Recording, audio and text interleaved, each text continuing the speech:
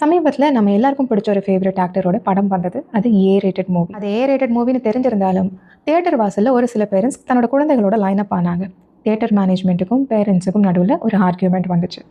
இந்த விஷயம் நமக்கு என்ன சொல்லுதுன்னா, நமக்கு தோதாகிற விஷயங்களில் டிஸபீடியன்ஸை நம்ம நார்மலைஸ் பண்ணிடுறோம். ஒரு படத்துக்கு ஏ சர்டிஃபிகேட் கொடுக்குறாங்கன்னா அது குழந்தைங்களுக்கு சூட்டபிலிட்டி இல்லாத ஒரு படம். அப்படி இருக்கும்போது அதெல்லாம் ஒன்றும் இல்லை, பார்த்துக்கலாம், வெறும் சண்டை தான், வெறும் ஃபைட்டு தான் அப்படின்னு நம்ம ரொம்ப நார்மலாக ஒரு எமோஷ்னல் பெயின் ஏற்படுத்தக்கூடிய விஷயத்தை நம்ம குழந்தைங்களுக்கு டெலிகாஸ்ட் பண்ணுறதுக்கு முற்படுறோம்.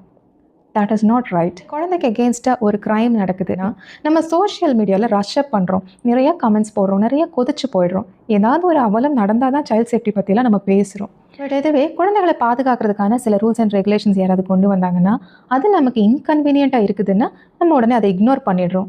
இந்த ஹிப்போக்ரஸியை நம்ம அன்லேர்ன் பண்ணணும். இதில் பெரிய உண்மை என்னென்னா, சேரிட்டி பிகின்ஸ் அட் ஹோம். இதை நம்ம புரிஞ்சுக்கணும், இதன்படி குழந்தைகளை வழி நடத்தணும். ஒரு எமோஷ்னலி சேஃபான என்விரான்மெண்ட் ஒரு குழந்தைக்கு நம்மளால் வீட்டில் கொடுக்க முடியலன்னா சொசைட்டி எப்போவுமே அந்த சேஃப்டியை நமக்கு என்ஷூர் பண்ணாது.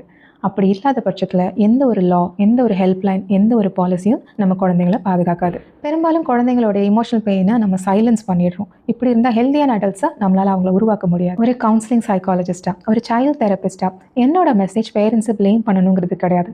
It is not a blame, it is a reminder. And it is about awakening awareness. நம்மளுடைய பேரண்டிங் எப்போவுமே பர்ஃபெக்டாக இருக்கணும்னு அவசியம் கிடையாது. But parenting requires presence. நம்ம ஒரு ஃப்ளாலெஸ் பேரண்டிங்கெல்லாம் நம்மளால் குழந்தைங்களுக்கு கொடுக்க முடியாது. நிறைய தப்பு பண்ணுவோம், நிறைய சண்டை வரும், நிறைய மிஸ் அண்டர்ஸ்டாண்டிங்ஸ் அடல்ட்ஸ்குள்ளேயே இருக்கும்.